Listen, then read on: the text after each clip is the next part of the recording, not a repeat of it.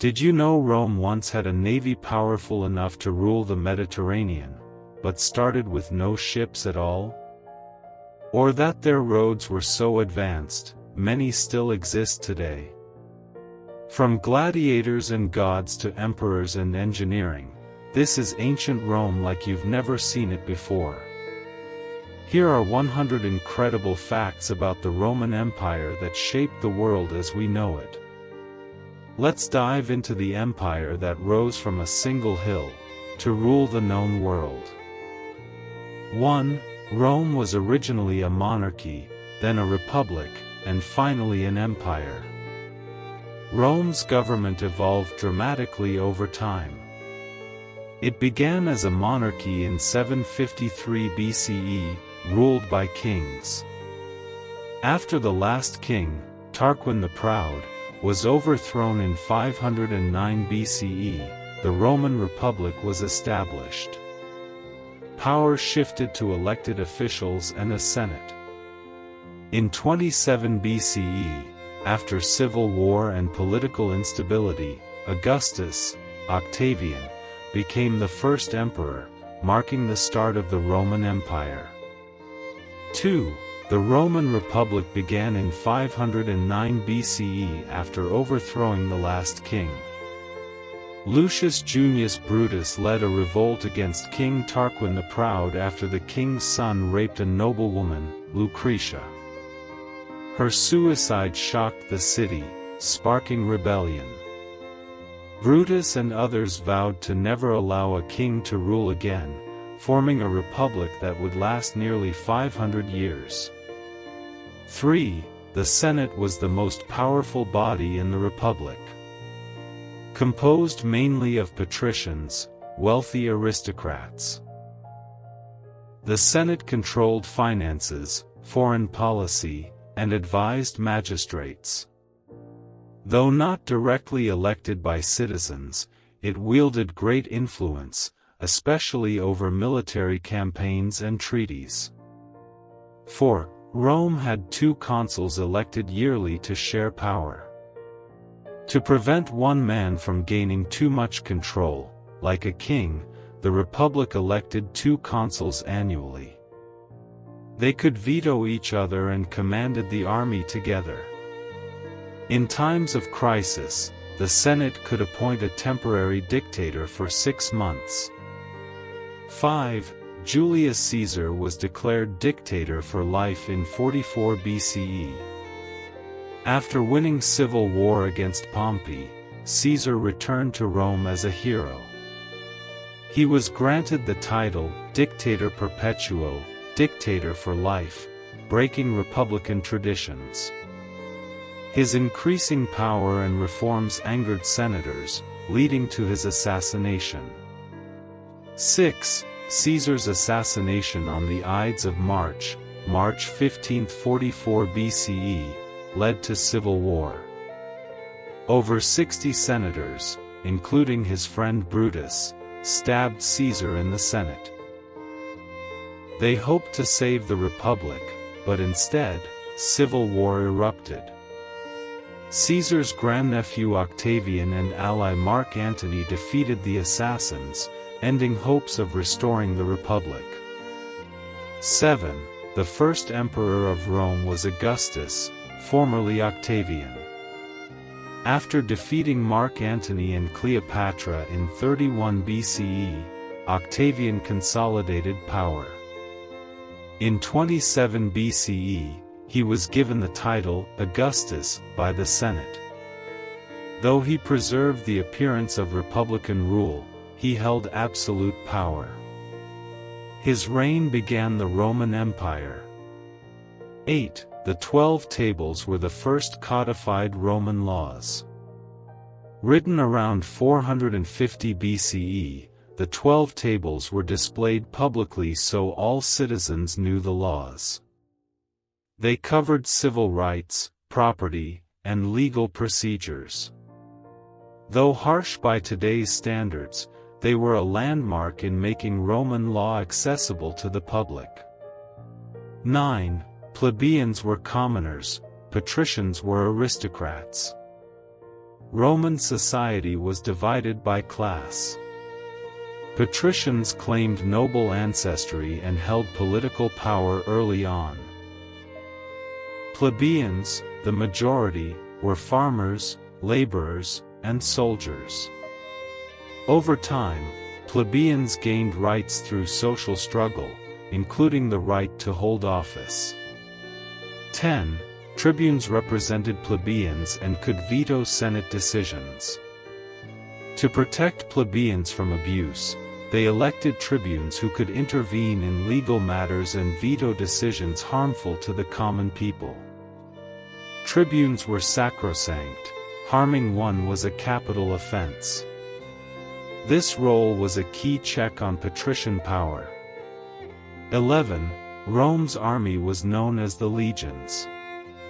The Roman army was structured into units called legions, which were the backbone of Roman military power.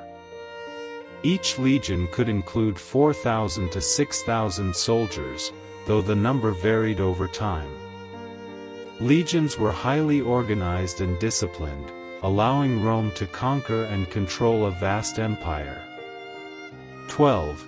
Each legion had around 5,000 soldiers. A typical legion was made up of roughly 5,000 infantrymen, divided into smaller units like centuries, about 80 men, and cohorts, about 480 men. These divisions allowed for tactical flexibility. Each legion also had support personnel, engineers, and cavalry. 13. Roman soldiers were called legionaries. Legionaries were professional soldiers, usually Roman citizens, who served for up to 25 years. They underwent rigorous training, carried heavy equipment, and were expected to build roads, forts, and bridges in addition to fighting. In return, they received regular pay, bonuses, and land or citizenship upon retirement. 14. Soldiers carried a gladius, a short sword for close combat. The gladius was a short stabbing sword about 18 to 24 inches long. Its design emphasized close-quarters combat, ideal for the tight formations Roman troops used.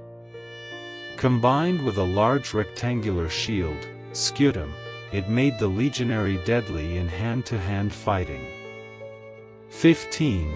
The testudo, tortoise, formation protected soldiers with overlapping shields.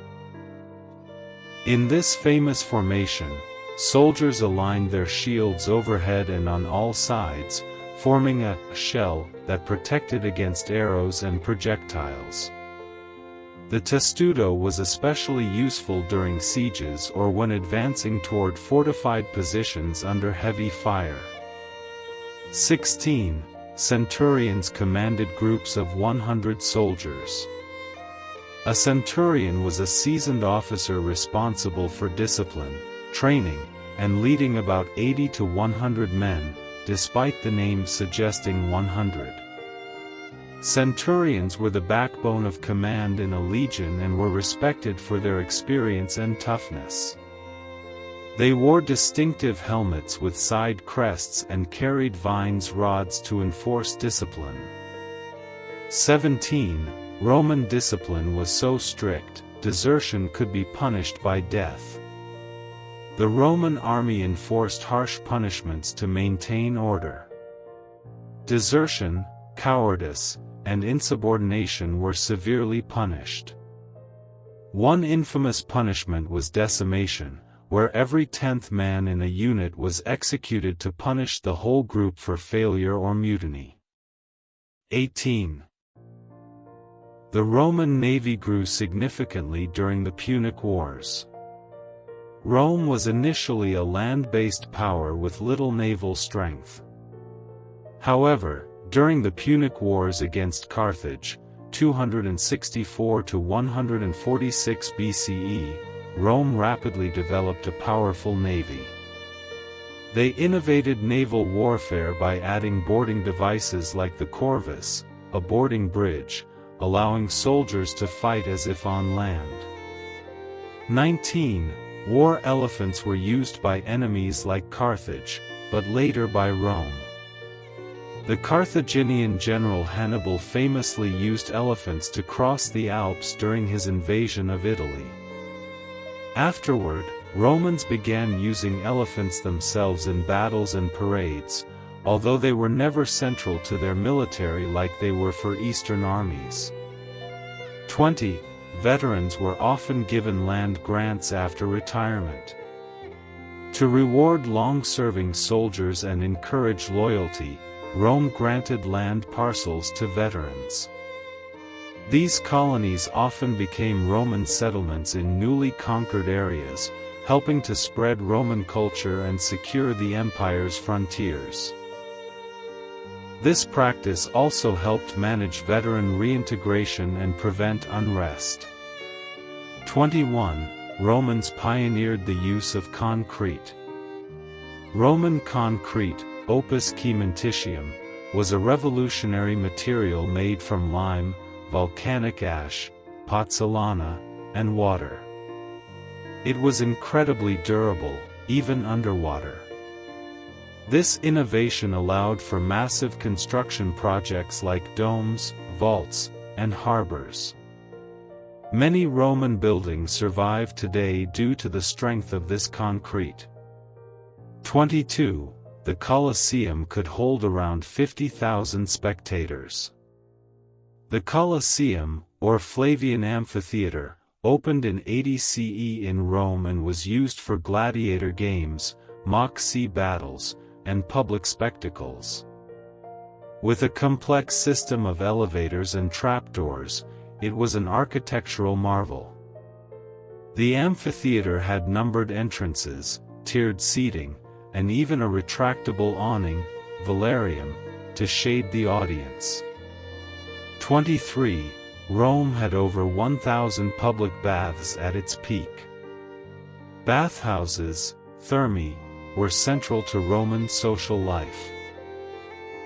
They were places not only to bathe but also to socialize, exercise, read, or even conduct business.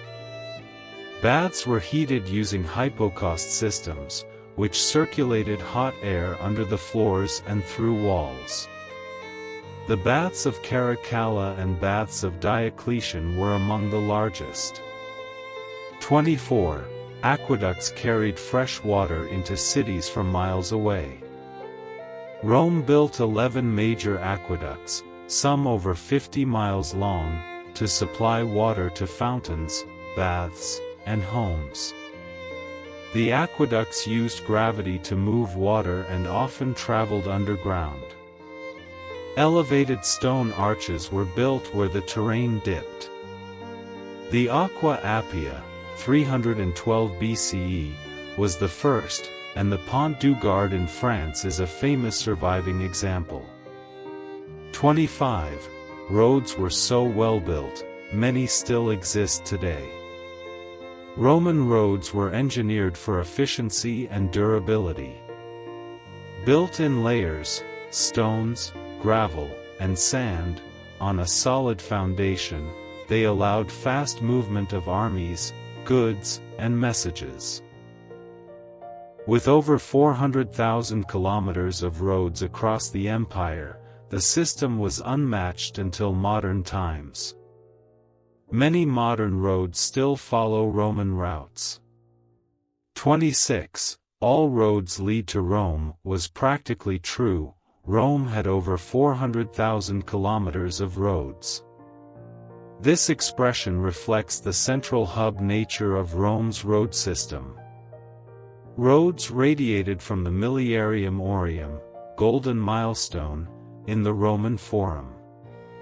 Every major city in the empire was connected, enabling trade, tax collection, and military control across vast distances. 27. The Pantheon has the largest unreinforced concrete dome in the world. Built in 126 CE by Emperor Hadrian, the Pantheon still holds the record for the largest unreinforced concrete dome, 43.3 meters, 142 feet, wide. The oculus, central opening, allows sunlight in and reduces dome weight. Its precise proportions and enduring strength are testaments to Roman engineering genius. 28. Triumphal arches celebrated military victories. Triumphal arches were ceremonial monuments built to honor victorious generals or emperors. The most famous is the Arch of Titus, which commemorates the Roman victory over Jerusalem in 70 CE. These arches depicted scenes of conquest and symbolized Rome's glory. 29. The Via Appia is one of the oldest Roman roads, built in 312 BCE. The Via Appia connected Rome to Brindisi in southeast Italy. Known as the Queen of Roads, it was vital for military and trade. Portions are still walkable today. Built under censor Appius Claudius Caecus, it was originally designed to move troops quickly to southern Italy. 30. Public buildings often used columns borrowed from Greek styles. Roman architecture was heavily influenced by Greek styles, adopting Doric, Ionic, and Corinthian columns. However, Romans innovated by combining column styles and using engaged columns, half columns attached to walls, for decoration. These elements added grandeur to temples, forums, and basilicas. 31. Roman men wore tunics, while wealthy citizens wore togas. A tunic, was the basic garment for Roman men, knee-length and belted at the waist. Only citizens could wear the toga, a large semicircular cloth draped over the shoulder. It was impractical and symbolic, worn during formal events or political duties. Senators and magistrates wore togas with distinctive stripes. 32. Roman women wore stolas, a long dress. The stola was the traditional garment for married Roman women, worn over a tunic and belted at the waist. It often reached the ankles and was made of wool or linen. Wealthier women might have stolas dyed in color and adorned with jewelry or embroidery. Women also wore pallas, shawls draped over their shoulders or heads. 33. Boys became legal adults at age 14. At 14, a Roman boy underwent the toga virila ceremony, where he exchanged his child's toga praetexta, for the adult plain white toga. This marked his entry into manhood, full citizenship, and legal responsibility. From this point, he could serve in the military or take a role in public life. 34. The paterfamilias was the male head of the household. In Roman society, the paterfamilias held absolute authority over the household, including wife, children, slaves, and property. He could arrange marriages, sell children into slavery, or even disown them. Although this power was rarely abused in later periods, it remained a legal reality. 35. Roman citizens enjoyed public baths, often daily.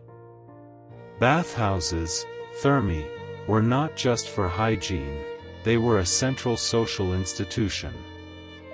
Citizens visited to bathe, exercise, read, discuss politics, or relax. Most baths had a cold room, frigidarium, warm room, tepidarium, and hot room, caldarium, with hot water provided by underground heating systems. 36. The Forum was the center of Roman public life. The Roman Forum was the political, religious, and commercial heart of the city.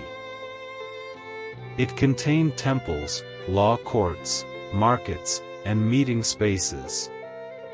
Citizens gathered here for elections, public speeches, criminal trials, and socializing.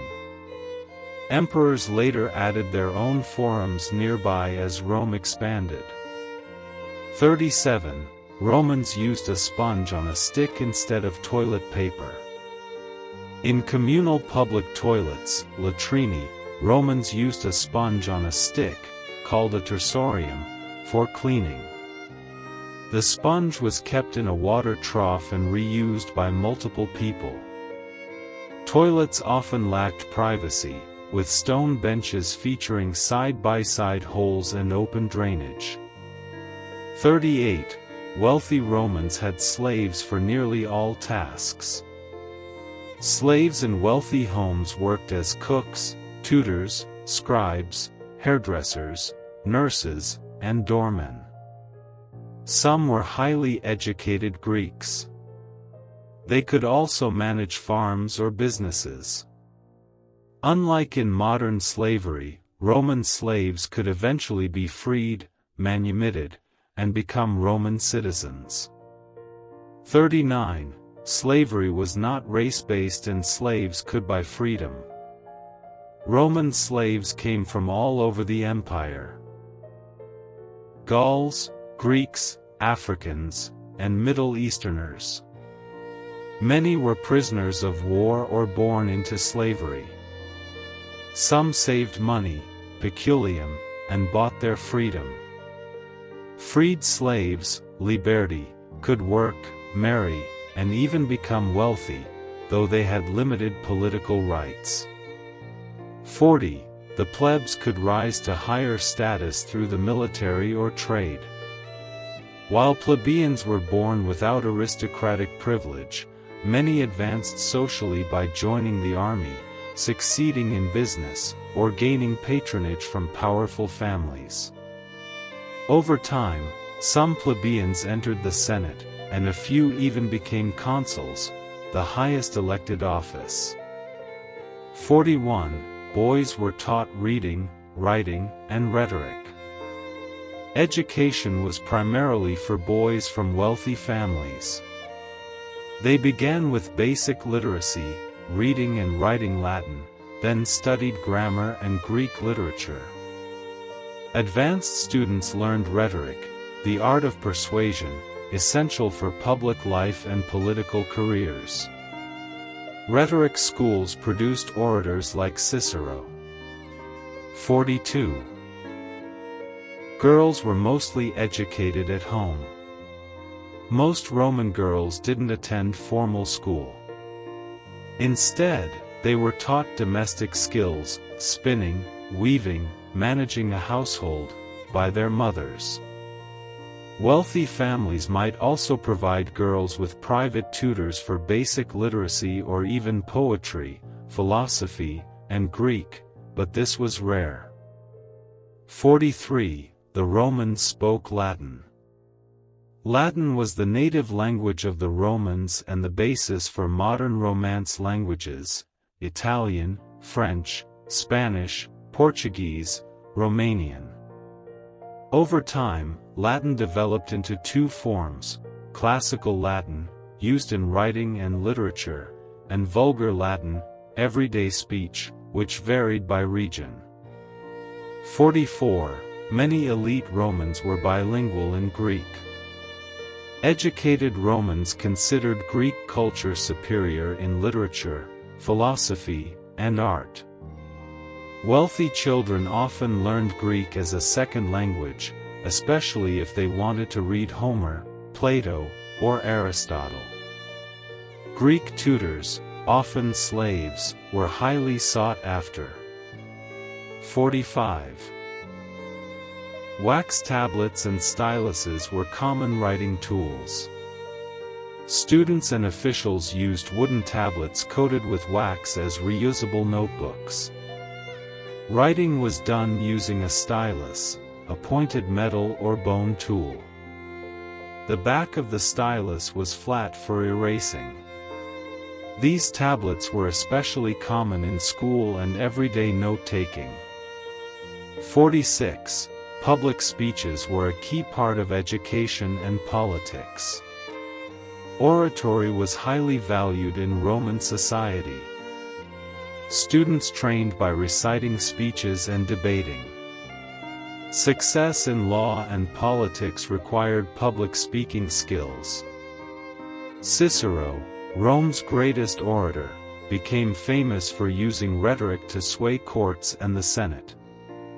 47. Schools were often held in private homes or rented rooms. Formal school buildings were rare. Many teachers held classes in shops, courtyards, or their homes. Teachers were often freedmen, freed slaves, and were poorly paid. Students sat on benches or the ground, and discipline was harsh, whippings were common. 48. Rhetoric was vital for political careers. To succeed in the cursus honorum, political career path, one needed to speak persuasively in the forum, courts, and senate. Mastery of rhetorical techniques like ethos, credibility, pathos, emotion, and logos, logic, could win elections or court cases. 49. Roman numerals were used for counting and official documents. The Roman numbering system used letters I, 1, V, 5, X, 10, L, 50, C, 100, D, 500, and M, 1000. Though less efficient than Arabic numerals, they were standard for inscriptions, clocks, and official decrees. You can still see them on modern monuments and movie credits. 50. Literature by authors like Virgil, Ovid, and Cicero was highly valued. Roman education centered around memorizing and analyzing texts by writers like Virgil, Aeneid, Ovid, Metamorphoses, Cicero, political oratory, and Livy, history. These works were seen as models of style, patriotism, and Roman virtue. Students copied them to learn grammar and rhetoric. 51. The staple food was bread. Bread was central to the Roman diet across all classes. The poor ate coarse, dark loaves made from emmer wheat or barley, while the wealthy enjoyed refined white bread. Public grain handouts, the annona, helped feed Rome's massive population. Bakeries, pastrina, were common, and communal ovens served those without their own. 52. Poor Romans ate pulse, a kind of porridge. Pulse was a simple gruel made by boiling grain with water or milk, sometimes adding vegetables or herbs. It was cheap, filling, and easy to make, making it a staple for plebeians, soldiers, and farmers. Wealthier Romans might enrich it with cheese, honey, or meat. 53. Garum, a fermented fish sauce, was used like ketchup. Garum was the Roman equivalent of a modern condiment, made from fermented fish innards and salt. It was salty, pungent, and used in almost every savory dish, regardless of class. It was mass-produced and exported across the empire. Think of it as an ancient umami bomb like soy sauce or Worcestershire. 54. Wine was drunk by all classes but usually diluted with water. Wine was a universal beverage, but drinking it undiluted was seen as barbaric or uncivilized. Romans mixed it with water, hot or cold, honey, or spices. The poor drank low-quality wine or vinegar water, pasca, while the elite enjoyed aged vintages from places like Falernian or Caecuban vineyards. 55. Meals were eaten reclining on couches in wealthy homes. In elite Roman households, formal dinners, ceni, were eaten in the triclinium, a dining room with 3 couches around a central table. Diners reclined on one elbow and used their hands to eat. Reclining was a sign of leisure and status. Slaves and women usually sat upright. 56. The cena was the main evening meal. The cena evolved from a midday to an evening meal as Roman life changed. It could include 3 courses: appetizer, gustatio, main course, prima mensa, and dessert, secunda mensa.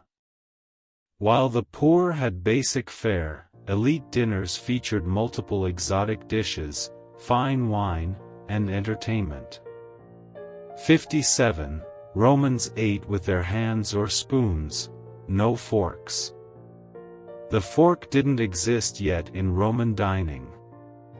People used their fingers, knives, for cutting, and spoons for soups or soft foods. Napkins, mappe, were sometimes used, and slaves often brought water bowls for hand-washing between courses. 58. Exotic foods included dormice, peacock, and flamingo. Wealthy Romans showed off by serving rare and exotic dishes at banquets. Stuffed dormice, roasted peacock, and even flamingo tongues were delicacies. Apicius, a Roman cookbook writer, recorded recipes using exotic ingredients like camel heels, sea urchins, and boar's stuffed womb. 59. Most people had one pot and one fire for cooking. The average Roman, especially in insulae, apartment buildings, cooked over a small hearth or brazier using a single pot. They relied on street food vendors or communal ovens. Fires were dangerous and common in crowded tenements, which lacked chimneys or ventilation. 60. Markets sold fresh fruits, vegetables, and olive oil. Roman markets, macella, were lively centers offering fresh produce, cheese, meat, fish, wine, and spices. Items were weighed on scales or traded by the unit. Olive oil, a cooking staple, came in amphorae. Markets were also gossip hubs, with sellers shouting to attract attention. 61. Early Roman religion was polytheistic. Romans believed in a pantheon of gods and spirits, each overseeing parts of life like war, love, agriculture, or the home.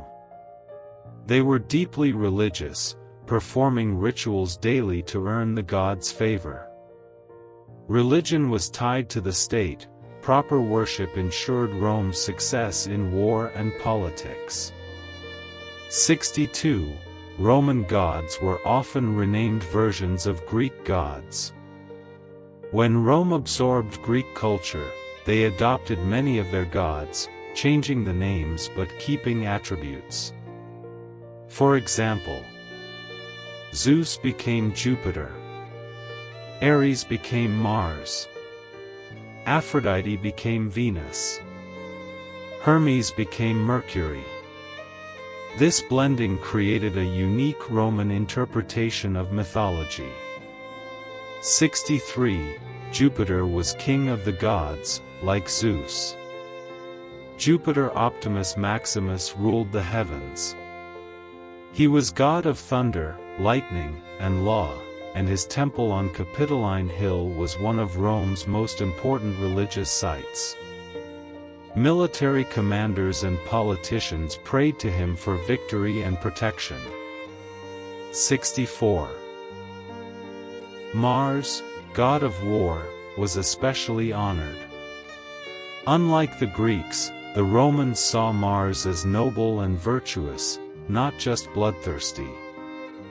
He was considered the father of Romulus, Rome's legendary founder, and a symbol of Roman strength. Festivals like the Quinquatria and Equiria were held in his honor, and many temples were dedicated to him. 65. Vestal virgins kept the sacred fire burning. The Vestal virgins were priestesses of Vesta, goddess of the hearth.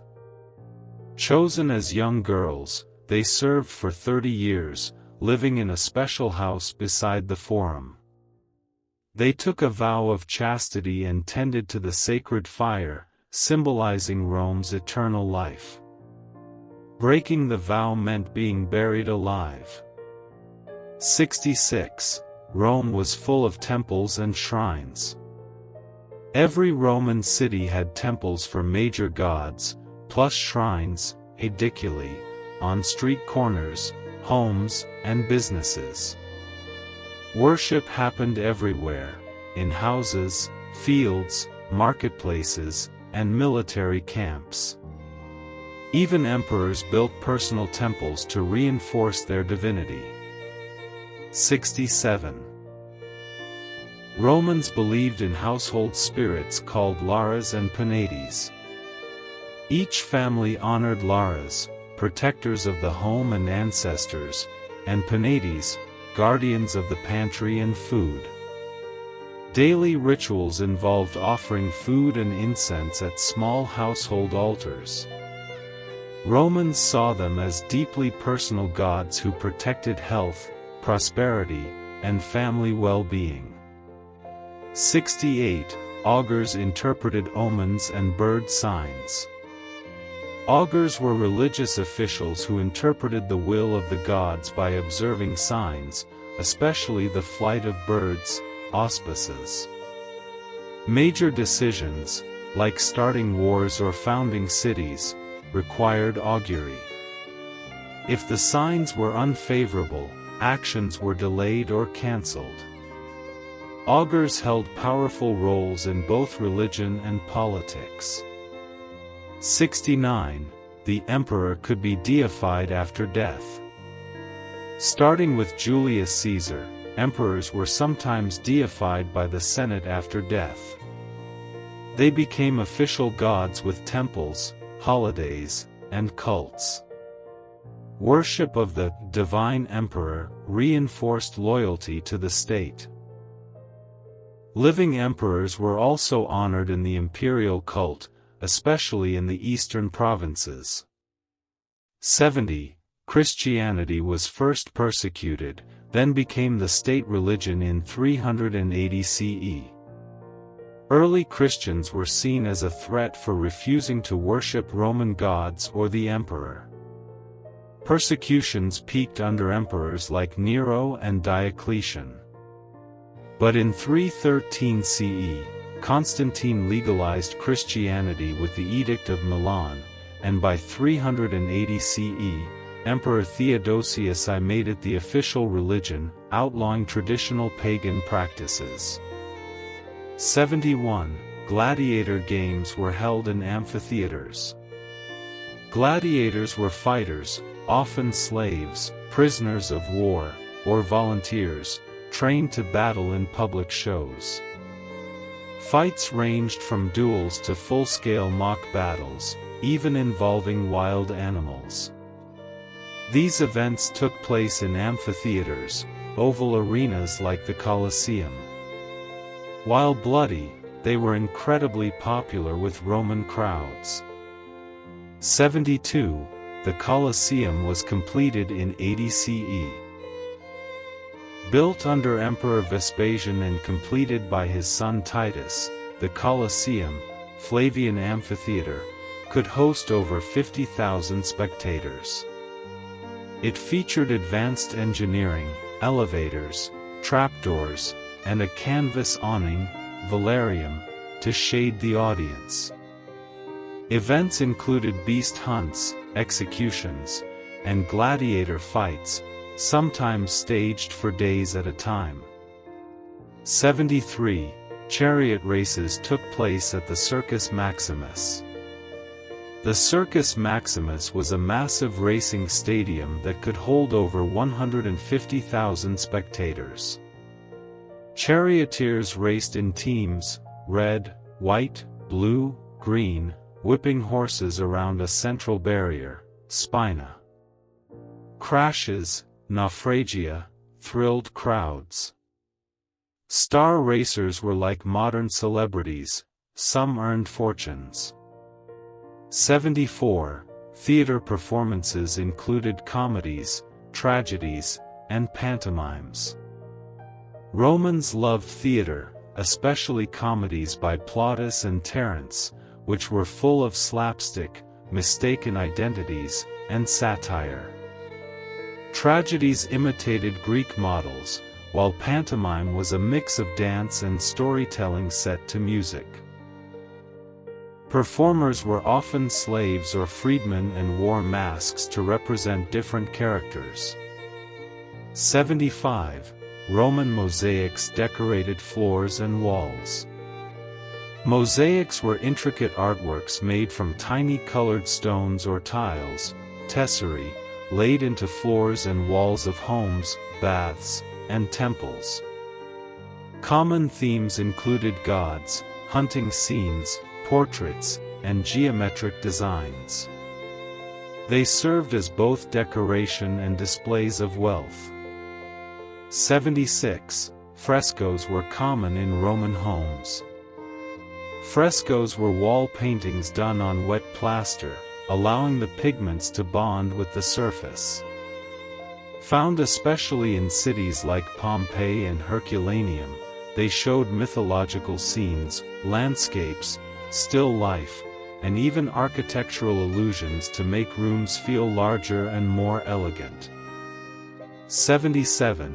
Public feasts could include hundreds of dishes. Banquets hosted by emperors or wealthy elites were extravagant. Dozens or even hundreds of courses were served, often including exotic foods and elaborate dishes meant to impress guests. These feasts sometimes lasted all day, with musicians, dancers, and poets providing entertainment between courses. 78. Romans celebrated over 150 holidays a year. The Roman calendar was packed with festivals, games, and public holidays, more than 150 by the time of the late Republic. These included religious festivals like Saturnalia, Lupercalia, and Lemuria, as well as state-sponsored games, ludi, in honor of gods or emperors.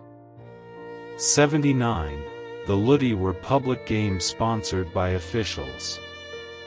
Ludi included chariot races, theatrical performances, and gladiator contests, often held to celebrate religious festivals or military victories. Elected officials and emperors used them to gain favor with the public. The Ludi Romani, for example, were games in honor of Jupiter and included a major parade. 80. Graffiti was common in places like Pompeii. Far from being a modern trend, graffiti was scrawled on walls in Roman cities. In Pompeii, preserved under volcanic ash, graffiti reveals love notes, jokes, political slogans, insults, and even tavern menus. It gives us a glimpse into the everyday voices of ordinary Romans. 81. Roman law influenced modern legal systems. Roman law formed the foundation for many modern legal codes, especially in Europe. Concepts like contracts, torts, inheritance, and citizenship were developed and codified. The principles of equity, fairness, and justice were emphasized in both civil and criminal law.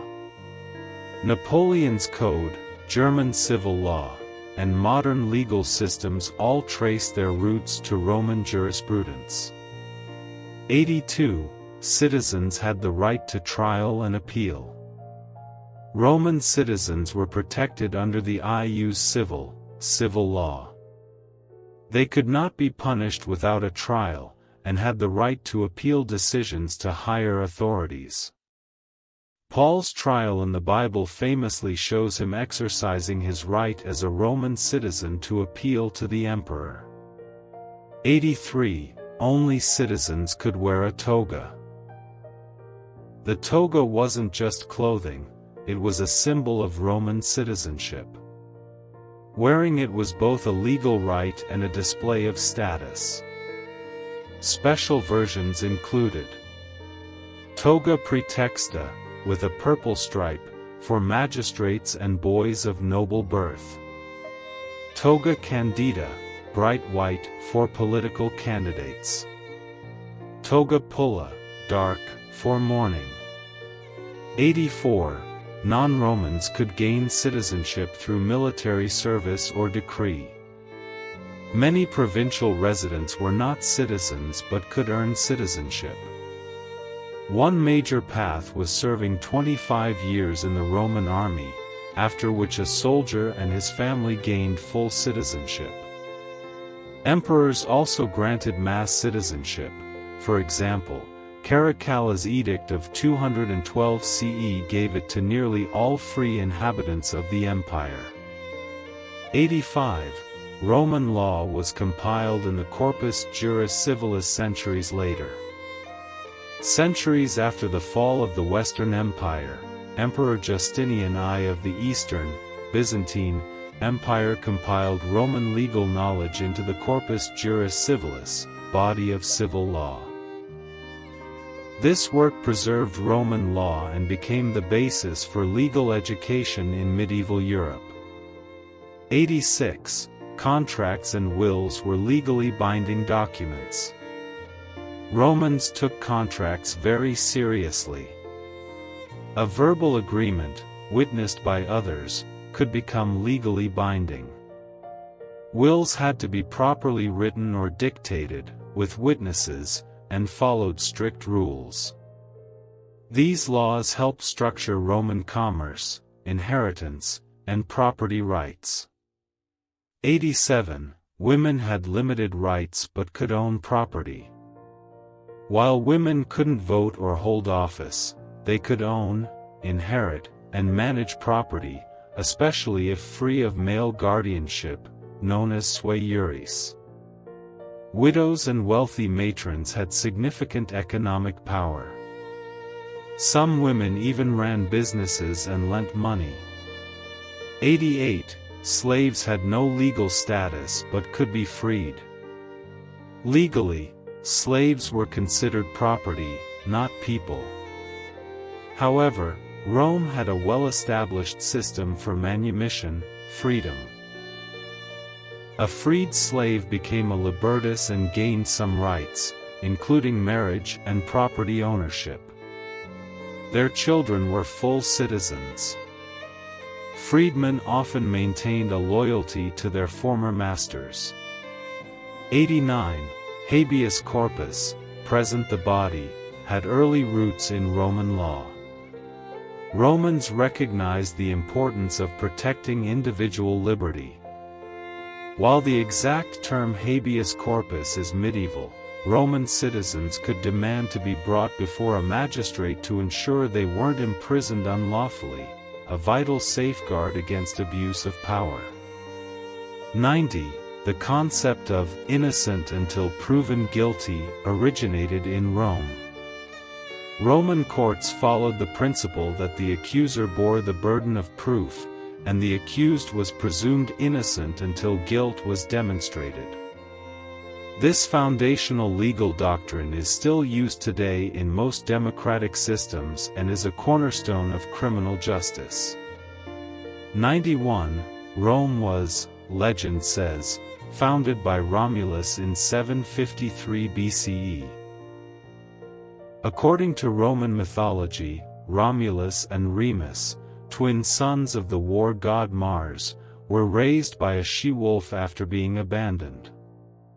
Romulus later killed Remus in a dispute and became the first king of Rome on April 21, 753 BCE, a date still celebrated as Perilia, Rome's birthday. 92. Rome sacked Carthage in the Third Punic War, 146 BCE. After decades of rivalry and war, Rome destroyed Carthage, in modern Tunisia, at the end of the Third Punic War. General Scipio Aemilianus razed the city, enslaved the survivors, and, allegedly, salted the earth to prevent rebuilding. This marked the end of Carthage and secured Rome's dominance over the western Mediterranean. 93. The Pax Romana was a 200-year period of peace. The Pax Romana, Roman peace, lasted from 27 BCE to 180 CE, beginning with Augustus and ending with Marcus Aurelius. During this time, Rome experienced unprecedented stability, economic growth, low internal conflict, and massive infrastructure development across its vast empire. 94. Pompey was buried by Mount Vesuvius in 79 CE. On August 24, 79 CE, Mount Vesuvius erupted violently, burying the Roman cities of Pompeii and Herculaneum in volcanic ash. The sudden disaster killed thousands, but preserved buildings, artifacts, and even graffiti in remarkable detail, offering an extraordinary glimpse into daily Roman life. 95. The empire split into eastern and western halves in 285 CE. Facing internal crises and external invasions, Emperor Diocletian divided the empire into two parts for better management.